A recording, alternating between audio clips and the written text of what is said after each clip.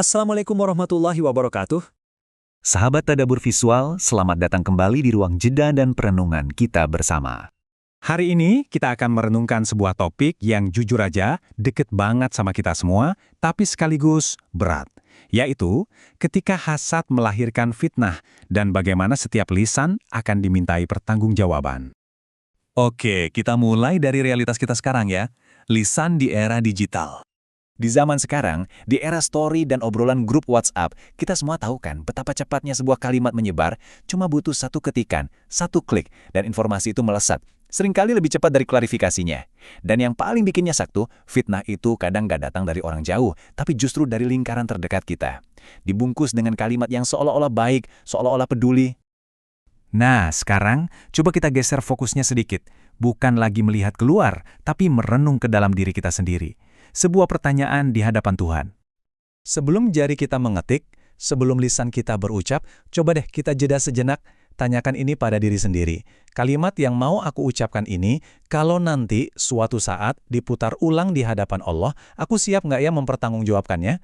Pertanyaan simpel ini, kalau benar-benar kita hayati, bisa jadi rem yang kuat banget. Terus ada pertanyaan lanjutannya yang mungkin lebih sulit. Kalau ternyata omonganku itu salah, apa aku sudah mencari orangnya dan minta maaf? Atau aku cuma diam aja berharap waktu bakal menghapus dosaku yang satu ini? Padahal ini dosa yang menyangkut hak orang lain. Isu ini sebetulnya bukan hal baru loh.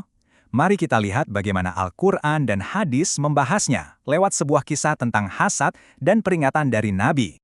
Allah menceritakan kepada kita kisah abadi tentang saudara-saudara Nabi Yusuf alaihi salam. Ini tuh seperti anatomi sebuah fitnah yang sempurna. Semuanya berawal dari satu percikan kecil di dalam hati, hasad, rasa iri. Dari situlah lahir fitnah. Mereka mulai berkonspirasi, menyusun skenario, bahkan sampai nangis-nangis palsu di depan ayah mereka cuma untuk menutupi kebohongan besar itu. Rasulullah SAW juga memberikan kita peringatan yang luar biasa tegas. Beliau bersabda, sesungguhnya seorang hamba bisa saja mengucapkan satu kata yang ia anggap ringan, sepele, tapi gara-gara kata itu, ia dilemparkan ke dalam neraka sejauh jarak antara timur dan barat. Coba bayangkan sahabat sekalian, satu kata yang kita pikir cuma bercanda, ternyata timbangannya di sisi Allah itu berat sekali. Kenapa sih bisa seberat itu? Karena ada catatan yang tidak akan pernah terlupakan. Allah menegaskan langsung di dalam surat Qaf, tidak ada satu ucapan pun yang diucapkannya, melainkan ada di dekatnya malaikat pengawas yang selalu siap mencatat. Subhanallah, gak ada yang terlewat. Di kanan dan kiri kita selalu ada Raqib dan Atid. Apa yang kita anggap sudah hilang di telan waktu, sesungguhnya tersimpan rapi dalam sebuah catatan yang sempurna. Larangannya pun sangat jelas dan langsung. Allah berfirman di surat Al-Hujurat, dan janganlah saling menggunjing. Ini bukan sekedar anjuran, tapi sebuah perintah tegas untuk menjaga kehormatan saudara kita. Nah, disinilah letak kuncinya. Para ulama menjelaskan bahwa dosa yang berkaitan dengan hak sesama manusia itu punya aturan khusus. Nggak cukup hanya dengan kita istighfar kepada Allah. Taubatnya harus disempurnakan dengan meminta maaf dan kehalalan dari orang yang telah kita zolimi. Karena kalau tidak diselesaikan di dunia, ini akan menjadi sesuatu yang sangat mahal, sebuah utang di akhirat. Kita sering banget kan dengar pembelaan-pembelaan kayak gini. Aku kan cuma cerita. Aku cuma nerusin apa yang aku dengar kok. Atau yang paling populer, semua orang juga ngorongin itu. Kita merasa aman karena melakukannya bareng-bareng. Tapi mari kita ingat baik-baik. Populernya sebuah kebohongan tidak akan pernah mengubah statusnya menjadi sebuah kebenaran. Di hadapan Allah, fakta tetaplah fakta. Dan inilah konsekuensi yang paling menakutkan. Fitnah yang tidak diluruskan di dunia akan menjadi utang yang ditagih di akhirat.